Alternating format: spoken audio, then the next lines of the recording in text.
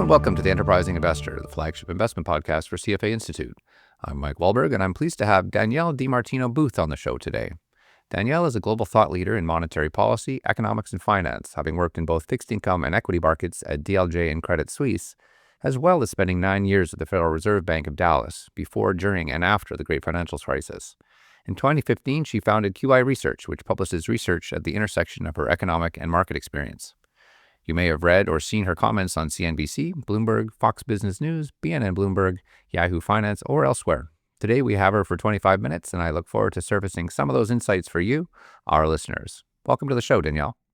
It's great to be here. Thank you so much for having me. Amazing. So Danielle, I'm going to start you off with an easy one, and listeners can't see my air quotes that I'm putting into the air here. In your view, are we bound for a recession this year, or are we maybe already in one? What do you think? So I do think through the rearview mirror of systematic revisions that would be in any other world, according to my business school statistics professor, impossible. Does not exist on a continuum. There aren't enough standard deviations to explain the consistency of the downward revisions to payroll. So yes, I do think we actually are already in recession. Private sector full-time employment peaked in April of 2022. Wow. And so what are the other sort of benchmarks that you're watching then closely? What do you think the shoes that will drop before folks are aware of or acknowledge it? So first of all, with the caveat that in 2009, we didn't really have a $1 trillion plus fixed income exchange traded fund universe, if you will, and we do today. I'm watching the credit cycle. But the reason I bring up the exchange traded fund fixed income universe is that high yield spreads aren't the same gauge that they were in 2007, 2008, 2009, because what we see through the prism of spreads really is the most liquid names in the high yield universe that trade based on inflows and redemptions to these ETFs, as opposed to the other majority of the high yield universe, if you will, that trades by appointment only and is very illiquid, which we would see, I think, manifest in much wider spreads than we're seeing today. So I'm following the bankruptcy cycle and the distressed debt cycle as well. Any bankruptcy attorney in the country right now will tell you that a lot of companies are pursuing distressed debt exchanges in lieu of filing for Chapter 11, but that they're really one and the same when you're talking about a default by any other name. Yeah, that's right, because you published a report, and I'd love to get into that in a bit here, the Inflationista Illuminati, which is an amazing name, by the way. But in that, you write a little bit about some of these, the store closures and the bankruptcies. Can you talk a little bit about that? And I'd love to hear your thoughts. I was just reading a little bit more on that. I saw that the FT published a similar story a story about the trend for this in late January, which isolated specifically private equity-backed companies hitting the wall. So I'm wondering to what extent you think, and I'd love to hear your sort of some of the stats on the store closures and that these might be a reflection of too much leverage and that they're hemorrhaging to variable rate debt servicing that's finally kind of coming to pay the piper. So kind of at the simplest level, the intersection of private equity and the massive retail footprint in the United States compared to other developed economies is very relevant. If, let's say, you were an established restaurant or a promising upcoming retailer, and you went in recent years to get financing to expand your footprint, and you would potentially approach private equity with great big deep pockets and trillions of dollars in dry powder and say, hey, I'd love to get financing to open 2 more locations. I've already chosen them. They're ideal and I think could be very promising. Private equity would come back and say, happy to finance you, but it's got to be 10 because we've just got too much money. And we saw that proliferate throughout the restaurant chain and retail chain space. And now we're seeing kind of the boomerang effect of that. And the Financial Times was referring to some CoStar data, which showed that in the year 2024 calendar year, there were 7,400 store closures in the United States. And they're just talking about major chains. And through the first quarter of 2025, we've already seen 6,000 So the Coast Guard's estimate for full year 2025 is 15,000, but boy, we sure are getting to that year-end figure quickly. And again, that's just the United States. We've got Hudson's Bay in Canada closing, and that store's been around for centuries. Yeah, 1670. Exactly. So what we're seeing, and again, you're absolutely right to point out the contribution or lack thereof of private equity to this. You put on too much leverage, you open non-viable locations because the financing is there. That's not necessarily going to end up being a viable business plan. And that's what we're seeing. Yeah, well, point to one of the trends in recent years, which is, of course, a huge surge in demand for private credit products as well, right? I mean, this is where it's sitting, right? Should we not be expecting to see some of these private credit funds shuttering? I would certainly think that was the case. About a month ago, the private creditor kind of limited partner investor universe was rattled because Zip Car Wash went belly up overnight. And a lot of the investors had the debt of this company at 93, 95 cents on the dollar on their books. And that's what we call the illiquidity discount that you should have on your books. And yet, because private credit has been marketed as a as much safer alternative to private equity, a lot of people were blindsided by those bonds going from 93 cents on the dollar on their books to, again, let's see what we're going to get in line with other creditors.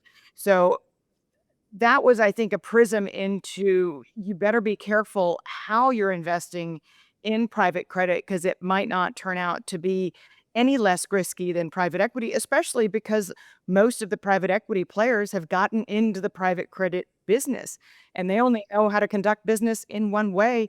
Now we're seeing new headlines break of private credit sponsors paying themselves one-time dividends. That sounds a lot like what private equity used to do, and yet we're seeing that At the end. at, at the end, and yet we're seeing that in the middle or in the beginning of private credit transactions. So when it comes to investors, I say caveat emptor. Don't necessarily look for the biggest players in the space. Look for the most veteran players that pre-existed this rush into the private credit space that have been doing this for multiple generations, not just rushing in because they see it's a vulnerable place to bring limited partners on. So what about jobs? What are you seeing in terms of job cuts, impact on the economy, and sort of markers that you're tracking for that?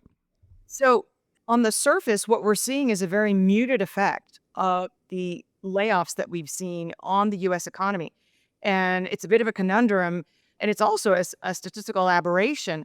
For a while, initial jobless claims were around 200,000 a week. And when I say for a while, I mean for months at a time, stuck in this range in a workforce of 170 million Americans. And you're like, well, that doesn't make sense. Now they're stuck around 225,000 a week. And you say to yourself, well, that's benign. For all these layoffs, we don't have that many people applying for unemployment benefits.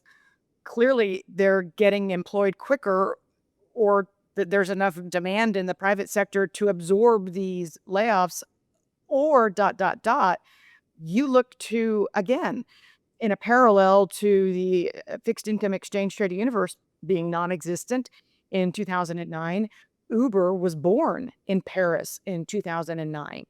And so we can't look and do apples to apples comparisons with prior cycles because the gig economy as it stands today was non-existent last time we had a lot of Americans losing their jobs. So if it's in the extreme cases of the three states of Tennessee, North Carolina, and Florida, where you only get 12 weeks of unemployment benefits, most states it's 26 weeks.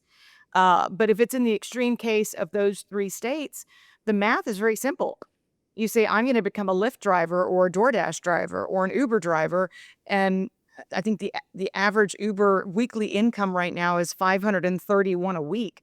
That's going to compare very favorably to the $295, $300 a week you would get collecting unemployment benefits. One of them is going to help pay the rent. One of them's not. And so we see a very low level of initial unemployment claimants, and we know why now. And in fact, just before I came on with you, I did some simple back of the envelope math, and the number of Americans working as freelancers, and that's how we define gig workers, is estimated to be up 23% from 2020 in 2025. And lo and behold, the U6 underemployment rate that's reported by the Bureau of Labor Statistics is also up 6.5% to 8%, from its low up 23% over that same period. I'm not a big believer in coincidences, but I do think that when you're studying the US job market, you have to look to this release valve, if you will, that's absorbing a lot of the people who are coming out of full time employment, but looking for an alternative to unemployment benefits. That's so fascinating to me on this show, people are always talking about alternative data or alternative points of view, ways to detect trends and predict the future. And this idea of looking at the I guess it's the number of drivers. It would impact the weekly income as well. I think that you've said before as well. So this idea that you can kind of forecast where we are in the economic cycle by how that Uber universe is moving up and down. That's very cool. Well, and it also, I hate to interrupt, but we've also seen the flip of a phenomena. The Atlanta Fed produces a wage growth tracker, and in the post-pandemic era, people who were job switchers, the grass is always greener, were making appreciably higher rates. We're seeing appreciably higher rates of wage inflation than job stayers. So those are the two different classifications that the Atlanta Fed has. And what we saw in February was finally a flip of this dynamic, where job stayers are now making about 4.4% year over year in terms of wage inflation, and job switchers are making 4.2%. That was 8.5% for job switchers at the peak of the Great Resignation, at the peak of quiet quitting, these phenomena that we felt that we saw as very real at a time when U.S. employers were really struggling to secure employment, when we're $36.7 trillion in debt now. So we're almost at $15 trillion in debt that's been spent since 2020, which goes a heck of a long ways towards paying people to not work. And that gave workers bravado and a lot of job security, and kind of the ability to switch jobs when they wanted. And now we've seen a full reversal of that, to where job stayers are making more than job switchers. Interesting. And I guess a part of that as well is just the natural demographic shift that's been happening. Absolutely. And we're also starting to see, by the way, Uber weekly pay fall. And I travel way too much, so I'm always inquisitive with the drivers on the way to the airport, and I've started hearing from them, there are too many of us. We can't make what we used to make, and that is being reflected in falling weekly pay and rising hours for rideshare drivers. Yeah, that's that release valve coming to bear on the individual drivers. So what about still under the labor heading here? What about Doge? Have we started to see anything there, and what's the impact on public and private?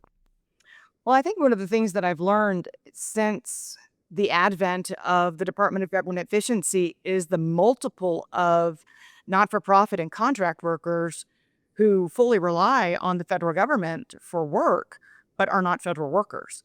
So there's that middle ripple effect, if you will. But even so, what we saw in February Challenger Grain Christmas layoffs was the number 172,000. So that was a big increase in layoffs announced. A lot of people immediately said, well, that's Doge. But guess what? Out of that 172,000, only 62,000 were attributable to public sector job announcements. The other balance, which is much larger, was attributable to the private sector. And that, I think, is something that needs to be tracked very closely. We've seen CEOs and CFOs just in the last week in confidence surveys say that they intend to continue cutting headcount going forward because of the threat to their top line. And in order to compensate for the expected decline in aggregate income that's going to filter through from public sector job cuts, And that's when you start to see an adverse feedback loop where what's happening in the public sector feeds through to the private sector and feeds off of itself in this type of cycle. So we're paying very close attention to public job sector cuts. But again, I think the more important of the two, because of the size of the federal workforce, is what that blowback effect's going to be on consultants and on not-for-profits that are tied to federal government contracts. Yeah, you forget that a lot of these private companies, that their biggest customers are government agencies, right? Absolutely. Interesting. I want to switch gears for a sec here and just talk about student debt repayment. What do you see as the impact of that on kind of where we are in the economic cycle here and what the prospects are? So, it's interesting you raise this point because the New York Federal Reserve, their blog just put out two thought pieces, two primers on student loans just this week that kind of delved into what were the ramifications for FICO scores when you had technically 43 months of forbearance, where starting in March of 2020 through the CARES Act that you were able to stop making payments on your student debt, and what will the ramifications be on FICO scores going forward. And this is one of the situations where you crawl up the income ladder in terms of the effect, because so many people who have qualified for student loan forgiveness in recent years have been among the lowest income workers. If you made too much money, your student loans didn't qualify for forgiveness.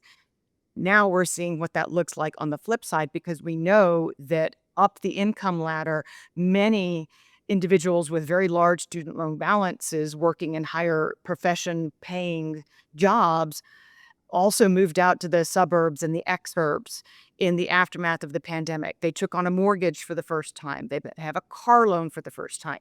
They have more credit card debt than they did for the first time. We know that people over who make more than $100,000 have seen tremendous uptake of buy now, pay later. So it's a phenomena where it's a different income cohort than you would expect that's going to be the most adversely impacted by the resumption of repayments and the reporting of delinquencies to the Experians, the TransUnions of the world. And what the New York Fed blog report, their bottom line was 9.7 million student loan borrowers would have their FICO scores adversely impacted, with the greatest impact being on those with the highest FICO scores. And so that was data that just hit the wires. Just to put that in context, that's about 6% of the US workforce. So quite a high number of individuals who are going to have impaired access to credit going forward. So whether you're talking about new home buyers or people to buy cars going forward, remember, student loans cannot be expunged according to the bankruptcy court laws, whereas others can. In fact, student loans can be garnished out of wages directly. And we're going to see this in a 1-quarter lag begin to show up with the credit reporting agencies in their FICO scores. This is a very timely and relevant topic in a nation that is 71% of GDP is consumption. And a lot of that consumption relies on debt financing. So I'm hoping that I can pitch a question here that is not depressing in the answer. That's let's return to the inflationista Illuminati. Are we through the woods with inflation, and what are your thoughts on that? Where are we? We are. From 2018 to 2019, we saw the headline consumer price index decline. That was the experience that we had with inflation, because the specter of global trade declining was a larger drag on GEP. So it was a bigger drag on growth than it was an upward pressure on inflation. And that's good news for people who are still suffering the vestiges of the 24% increase cumulatively since 2020. And we definitely need relief on the inflation front. We're seeing it to the greatest degree in shelter, which is, of course, the biggest input to inflation. In fact, my good friend Ivy Zellman, who's I've known since, 2001. We were both at Credit Suisse at the same time. She's kind of a housing guru. And she came out with a new forecast today that suggests new home prices are going to actually decline in 2025. And part of the pressure on new home prices is not just completed spec homes, which are at the highest level since 2009, but also the fact that the census tells us that the highest quarter in U.S. history for apartment completions, which was the fourth quarter of 2024. In that quarter, we only saw 47% of the apartments that came out of the construction pipeline be rented within 3 months, meaning 53% of the new supply was not. So we're seeing downward pressure on rents, and that's flowing into the housing market as well. And again, that is the absolute largest input to inflation. And with wage inflation also falling, with people working gig jobs instead of full-time jobs, we're seeing services spending decline. It just doesn't sound like good news. But again, you asked me about inflation, and the feed through to inflation is a positive development in the sense that we are seeing the pace of inflation decrease significantly. And that's going to be good news, especially for people who are not necessarily debtors and looking for relief on the price front, looking to get into homeownership for the first time. Yeah, and by extension, not having a resurgence in inflation is a great outlook for financing costs as well. It is. And again, in the 2018 to 2019 episode, even with tariffs, we did not see that immediate flow through to inflation. And, we've seen 34 out of the last 36 months. Globally, we've seen export orders decline, which is indicative of falling global trade. So we are seeing a parallel phenomena to the tariff war, actually even in more real time than we saw it in 2018, 2019, as other countries preemptively prepare for tariffs. So the decline in global trade is also going to feed through into disinflationary impulses. Right. So the demand goes down, but I did want to talk about tariffs again, sitting here in Canada.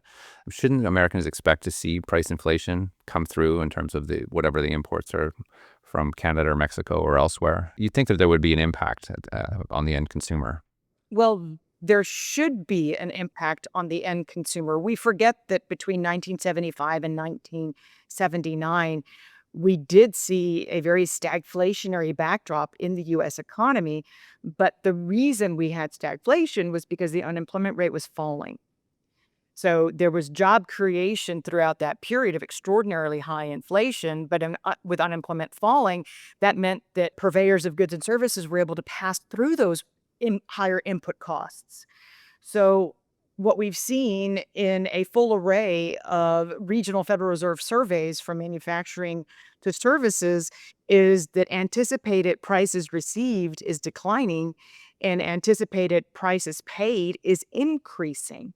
And what we call that is not stagflation, but rather a margin squeeze.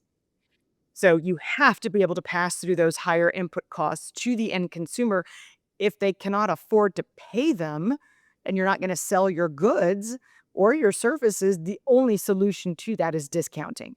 And again, that's why we're seeing CEOs and CFOs plan on increased job cuts to account for margin pressure going forward, because something has to protect the bottom line. Right. You see a hit in corporate profitability as opposed to price hikes or probably some balance of the two. Yes, and indeed we have seen through FactSet, from the end of 2024 until present time, we've seen an appreciable decline in expected earnings for the first quarter. I wanted to talk about reshoring as one other topic for us to cover today, and there's been a lot spent in the last 8 years on it. What could the next 8 years look like if the U.S. is successful in rebuilding their industrial base as they're planning? Well, if you're talking about reshoring, that's one thing. If you're talking about friendshoring, that sounds like many years of sunk costs to me, which is certainly not an ideal backdrop. So I think the administration has to provide more carrot and use less stick and truly demonstrate that we're going to give you a several year on ramp to reshore, as well as communicate the investment you've made in friendshoring was not for naught. So I think it actually has to be a combination of the two in order to be successful, and have it be a continent-wide campaign by the administration in order for it to be successful. And it's one thing to say, bring your supply chains back from Asia, but it's a whole nother to say, by the way, what you've invested in Canada and Mexico, you could just write that off. I don't think that that's going to work. I don't think that that's realistic. And I don't think it should be realistic, by the way, because these are trade agreements that have been signed in good faith and investments that have been made, direct investments that have been made. I find it very ironic to say we're going to tariff the heck out of Canada, and yet we want to make a hurried completion of the Keystone Pipeline. Well, make up your mind. Which do you want to do? Do you want to forge greater ties, or do you want to sever them? So I think that there's an inconsistency in the communication, and that we need to have a serious rethink on Canada and Mexico. Yeah, well, it's certainly been a profitable relationship for both sides, I think, for a long time. So hopefully they can patch that up and find a way forward for it, for sure. And I do think Treasury Secretary Scott Bessent is very much aware of all of these circumstances and a little bit of a cooler mind when it comes to how tariffs should be implemented. In fact, he was the one who, prior to being confirmed, did indeed advocate for providing a several-year on-ramp to accomplish the reshoring and hopefully friendshoring. Gotcha. Well, Danielle, I'm sorry to say we're coming towards the end of our chat today. I have a two-part question for you to finish things up today. What was your first job in the industry? And if you could go back and take yourself for coffee on your first day, what key piece of advice would you offer yourself? So my first job in the industry was in sales. And boy, that was not an easy one, especially when you had a huge error the first day with a London hedge fund that you were really excited about landing and had to pay for that error Oh, on your no. own. So if I was sitting down for coffee with myself, I would definitely say read the fine print. But I would also say start in sales. It's the hardest job that I've ever done. And every other job that you're going to do from that day forward will involve some aspect of sales. You're always selling yourself. So I would say stick with how you started, but read the fine print. Great advice, Danielle. Thank you for that. I've been speaking today with Danielle DiMartino Booth, founder of QI Research. Thanks so much for coming on the show today, Danielle. I really learned a lot today. And thank you for having me. I'm Mike Wallberg, and this has been The Enterprising Investor.